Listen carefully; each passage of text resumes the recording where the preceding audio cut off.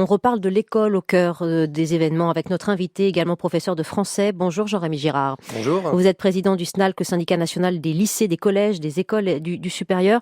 Comment allez-vous d'abord aujourd'hui ?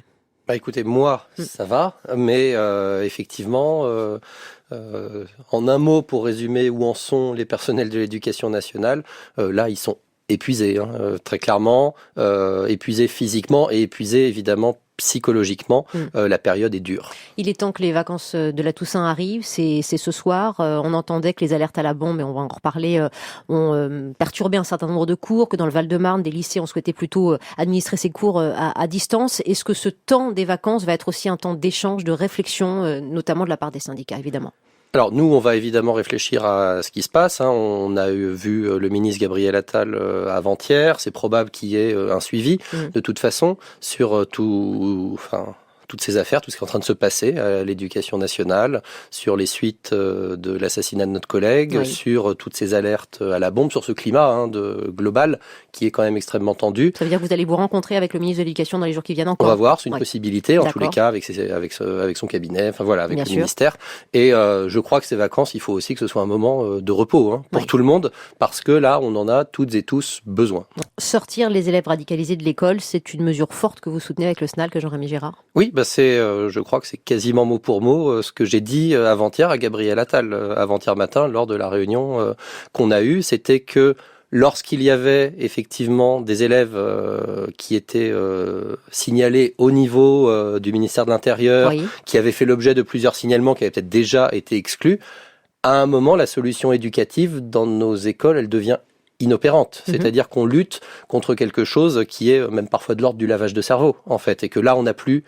l'éducatif, à un moment, n'a plus les moyens, dans le cadre d'un collège, d'un lycée, d'une école primaire, même parfois classique, de gérer ces élèves-là. Donc, il faut absolument construire d'autres solutions, des structures, des établissements avec du soutien psychique, psychiatrique. Oui, c'est-à-dire que ces élèves, on les sort, on les met pas dans la rue, on les met ailleurs. Ah non, bien sûr. De toute façon, c'est interdit de les mettre dans la rue. Il y a des lois. On les déscolarise pas, on les scolarise ailleurs. On n'a pas le droit de les déscolariser, puisque jusqu'à 16 ans, la scolarité est obligatoire et de 16 à 18, on doit de toute façon leur trouver une solution. Maintenant, la protection non seulement des personnels mais aussi des autres élèves de l'établissement, parce qu'il y a dans certains cas ça peut être les élèves qui se retrouvent attaqués, eux aussi, elle est absolument primordiale ici. Votre ministre Gabriel Attal ajoute que c'est à vous, au personnel de l'éducation, de signaler les élèves qui constitueraient potentiellement une menace. Est-ce que c'est déjà le cas d'abord et comment on le fait tout en se protégeant quand on est professeur ? Alors c'est déjà le cas, c'est fait l'immense majorité du temps. Ça avait été fait d'ailleurs à Arras, il faut quand même le rappeler. 2 signalements. Voilà, il y avait eu 2 signalements, 2020. à Arras. Là c'était un ancien élève, mais du coup effectivement il était déjà radicalisé lorsqu'il était au lycée. Et effectivement, il y a les signalements qu'on fait au niveau du chef d'établissement qui ensuite lui-même doit les faire remonter. Et il y a ceux, notamment sur les atteintes à la laïcité, il y a une plateforme où on peut faire des signalements directs, sans passer par la plateforme Pharos, exactement. Je reviens sur le signalement, les 2 signalements de la part du lycée Gambetta d'Arras. C'était en 2020, une de vos collègues qui a été agressée verbalement, physiquement par un élève de sa classe qui était en lien avec l'assassin de Dominique Bernard. La même enseignante qui dépose plainte ensuite après avoir été suivie jusqu'à son domicile par ce Mohamed Mogouchkov, qui a tenté de l'intimider. Et en 2020, fin décembre encore, il s'introduit dans la salle de classe de l'enseignante. Il est alors inscrit au fichier des personnes radicalisées. On comprend mieux quand même la colère immense de vos collègues à Arras qui ont interpellé Gabriel Attal, Xavier Bertrand, c'était vendredi dernier, en leur disant « Nous, on a fait notre démarche, mais vous, qu'avez-vous fait pour nous protéger ?»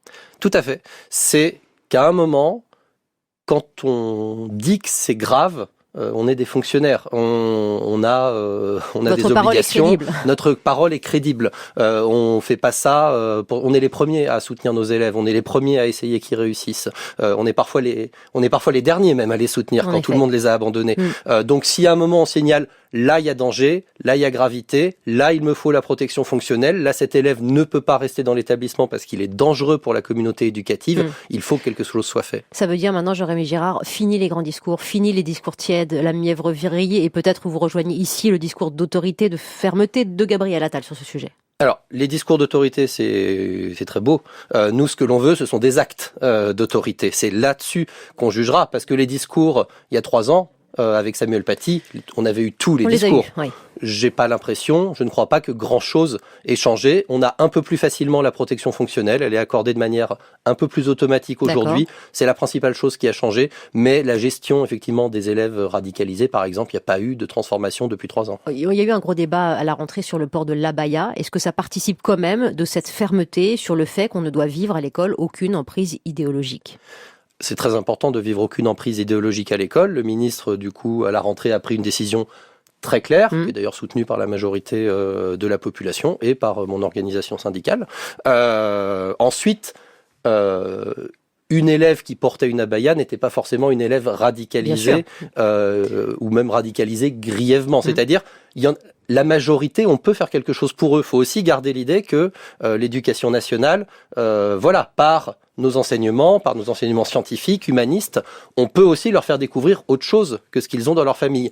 Mais il y a un certain nombre de cas, très peu nombreux mais réels, où on s'est pissé dans un violon. Mais merci pour ce discours franc et clair que vous nous servez une fois de plus sur l'antenne de France Bleu. Jean-Rémy Girard, vous êtes président du SNALC. Voilà où on en est. Jean-Rémy Girard est à votre écoute. Jean-Luc Moudinque, c'est le professeur de français qui est mobilisé avec son syndicat, le SNALC.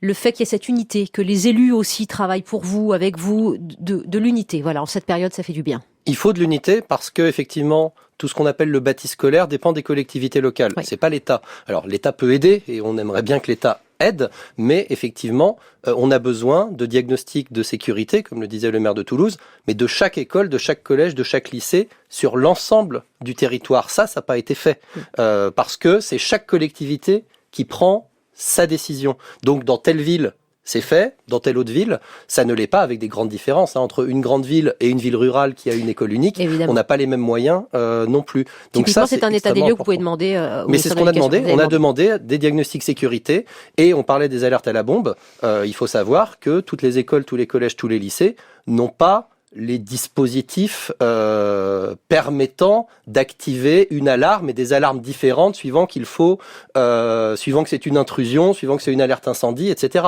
Ça, c'est pas normal. Oui. Ça, c'est quelque chose dans tout le territoire, on devrait avoir un système de sécurité uniforme. Bien. Réaction à ces propos sur la manière dont l'école a cristallisé justement la haine, Jean-Rémy Girard, et ça vous a touché au cœur. C'est un phénomène qui en fait est pas si récent que ça date même d'avant Samuel Paty.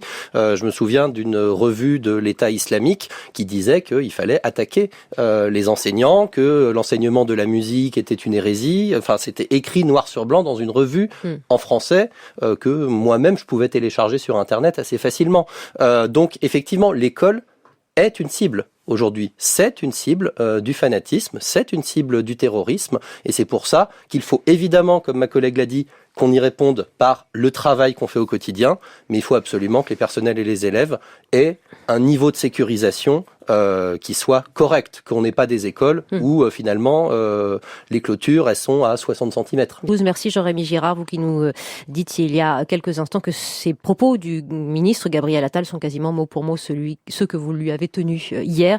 Et tenez-nous au courant vous-même de ces discussions que vous aurez avec le ministère de l'Éducation nationale. Merci beaucoup Jean-Rémy Girard, bon courage à vous. Et essayez de souffler un peu pendant ces vacances avec tous vos collègues. On pense à vous. Merci beaucoup Jean-Rémy Girard.